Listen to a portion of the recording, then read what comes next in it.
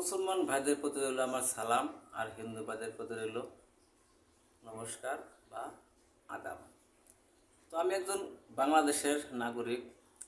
একজন নাগরিক হিসেবে তো আমার কথা বলার অধিকার এদেশে থাকতেই পারে। এটা সব জনগণের জন্যই চলমান যে যে কোনো নাগরিক একটা গণতান্ত্রিক দেশে সে দেশের যে কোনো বিষয় নিয়ে কথা বলতে পারে, যদি সে দেশদ্রোহী কোনো কথাবার্তায় লিপ্ত না থাকে।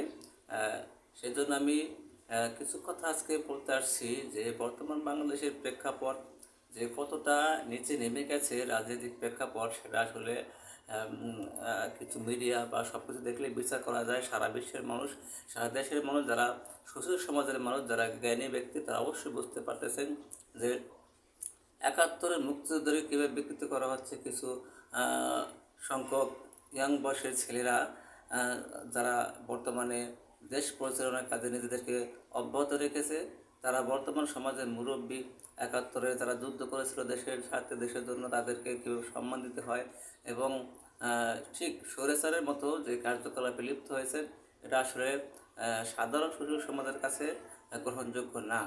যেমন ৭১-এর নিয়ে সবসময় জন্য কথা বলে থাকেন ফজলুর রহমান, একজন বীর মুক্তিযোদ্ধা, বাংলাদেশের বীর সৈনিক। বাংলাদেশে যে লাল সবুজের পতাকাটা আমরা পেয়েছি, এটা মূলত এদের কারণে আমরা পেয়েছি। ৭১ স্বাধীনতা না করতো পাকিস্তান হানাদার বাহিনীর কাছ থেকে, যদি এই দেশের মানুষকে মুক্ত না করতো, তাহলে এই স্বাধীন পতাকাটা আমরা পেতাম না। এই জন্য আমি সবসময়ের জন্য শ্রদ্ধার সাথে এবং সবসময় গর্ববোধ করি এই ৭১-এর বীর মুক্তিযোদ্ধাকে নিয়ে। তাদের প্রতি আমার অনেক অনেক সালাম, শ্রদ্ধা।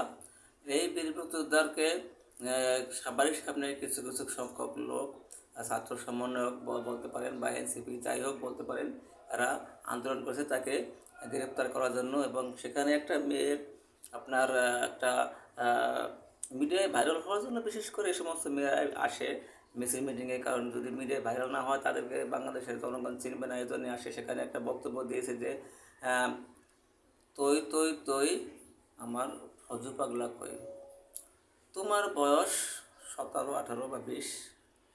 আচ্ছা, এই ফজু পাগলা তোমার হয় কীভাবে? তার বয়স 70-র উপরে। তারপর থেকে তোমার এত আকর্ষণ, এই মুরব্বীকেই তোমার ভালো লাগলো? অনেক তো ইয়াং পোলাপান আছে, তাদেরকে ভালো লাগলো না তোমার? কেন মুরব্বীদের প্রতি তোমার এত আকর্ষণ, এত খায়েশ? হ্যাঁ, তৈ তৈ তৈ আমার ফজু পাগলা গেল কই। আমি বলবো তৈ তৈ তৈ কিছুদিন পরে তোমরা যাবা কই। এরকম ধরনের নোংরা বা অশ্লীল কথাবার্তা না বলি, একটু হলে বলি। তারপর একটা কি স্লোগান, কাদের কাছে যেই পথে ফজলুর রহমান যাবে সেই পথে। আর তোমরা যাবা কোন পথে? তোমরা কি পাকিস্তানের পথে যাবা?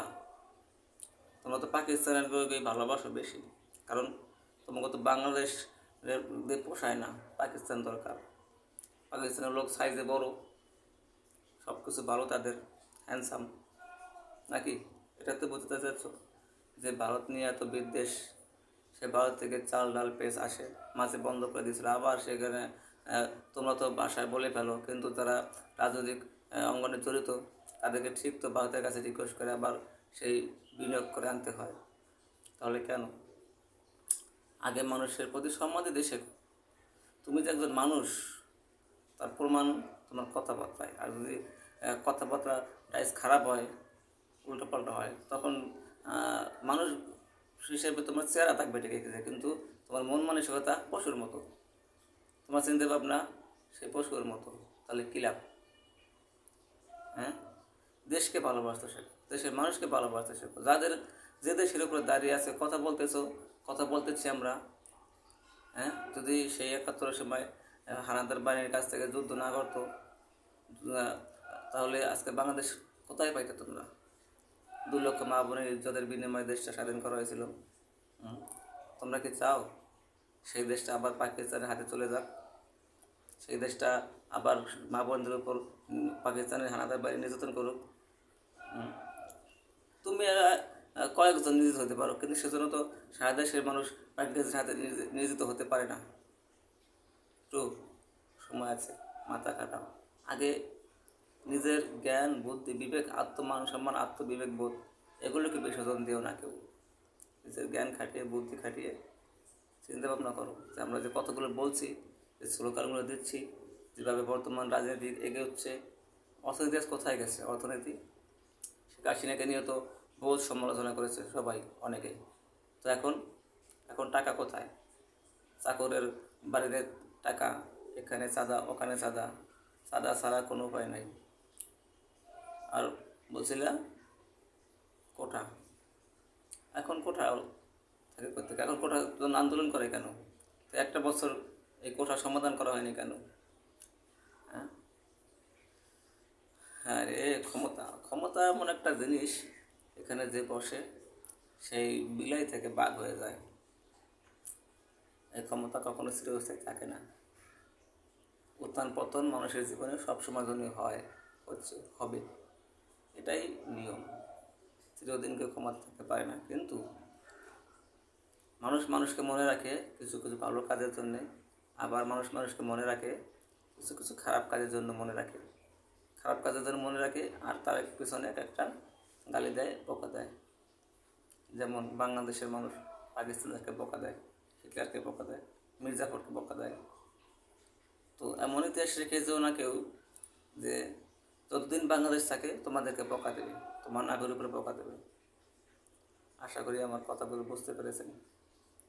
আর যারা আমার ভিডিও দেখেছেন, যদি আমাদের কথাগুলো ভালো লাগে অবশ্যই সাবস্ক্রাইব করবেন, লাইক কমেন্টস করে পাশে থাকবেন।